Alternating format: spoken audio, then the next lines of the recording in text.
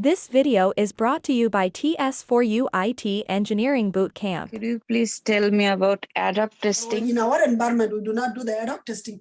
We do actually the smoke testing.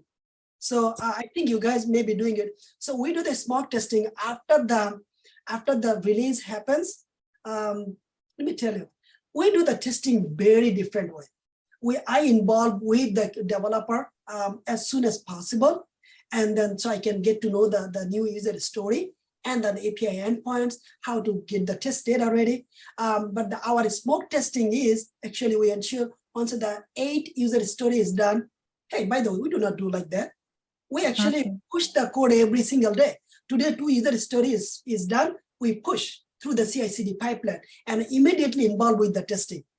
So as I do even the smoke testing, our smoke testing becomes the functional testing because I do not have the 8 user story released. I have only 1 user story has been released. So I can focus on the 1 user story or 2 user story throughout the day or the end of the day or the middle of the day.